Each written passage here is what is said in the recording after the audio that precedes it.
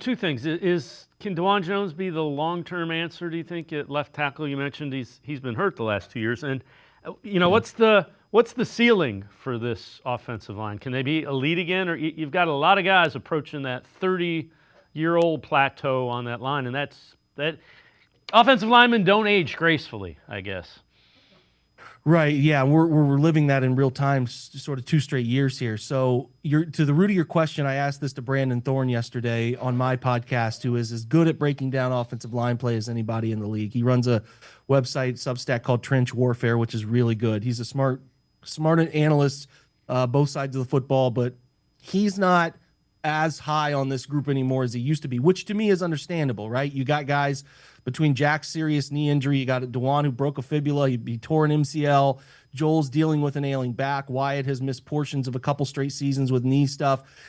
Listen, sheer talent, they can do it, but this is the NFL where at the heart of the NFL, you need to be healthy to have success, right? You can have the most talented 30 of 53, but if you can't keep that 30 healthy enough to win ball games, then it just that doesn't matter. So you do need a little bit of good fortune, and if they can get that, I think there's a chance here. But I will give them credit that they have improved the depth here, guys. So like bringing in Cornelius Lucas, who's a longtime swing tackle, both right and left tackle experience, played a lot of left tackle for Washington last year. He's older, but he's been around the league for a while and has put forth some steady play. So he's ready to step in. Whether Dawand can be that long-term, to your question, Dave, about him playing left tackle, I don't know. 2 years, his first year, he was really solid in pass protection as a right tackle, and then sloppy as a run blocker. But if you can pass block well enough as a tackle in the NFL, your run blocking faults can be a little bit overlooked because you're doing the most important thing successfully. He has the MCL injury, comes back admittedly overweight, not as quick, unable to handle guys turning the corner with speed in his second year. He gets supplanted by Jack Conklin coming back. He's kind of benched in mid-game, and then we need a left tackle because we can't get Jed to play. We suffered another injury on the left side.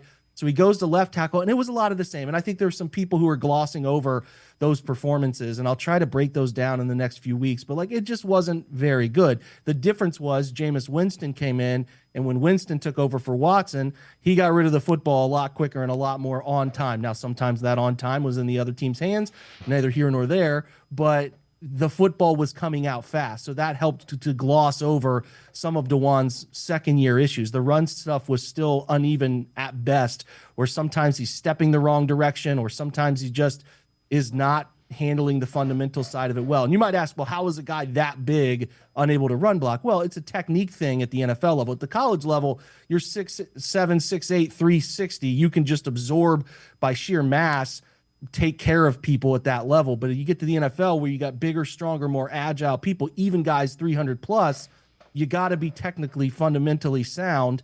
And that is something that he has not found yet. But on the optimistic side, he's lost weight. He seems to be in the best shape he's been in. Hopefully that leads to some more success here for him, because if he can move well, he's got a chance.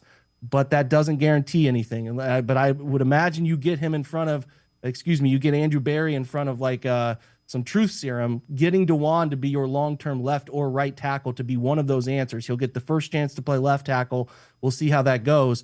If you get that from him, that's just such a huge part of the future of this franchise in terms of where their next championship window is. Because if they go into this upcoming offseason with both tackles to replace, that gets more challenging than you would like it to be when you're especially hunting a quarterback that we think they might be. So hopefully Dawand's the answer. But again, to my depth point, they have done such a better job this year between Cornelius Lucas added.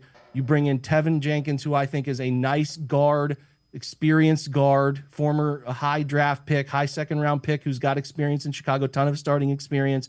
Probably should have went to the Bengals because he could start for somebody, but he comes to Cleveland. He's going to have a chance to play because of the nature of how this offensive line has been. And then Zach Zenter, 2 years removed from that injury, his rookie year under his belt. So you got three really good backups that you feel comfortable playing. And then Luke Whippler, who's now another year away from college. He got hurt last year, but he's a talented center as well. So you got 9 guys here you can feel can play. So to their credit, it is a much better depth situation than they have dealt with in the last 2 years. As we know, they have been trying to scrape practice squads and figure out Michael Dunn's health on the interior. So yeah, that stuff's in a better place, but they need their frontline guys to be healthy this year to get to the point that they're a top 15 offensive line again.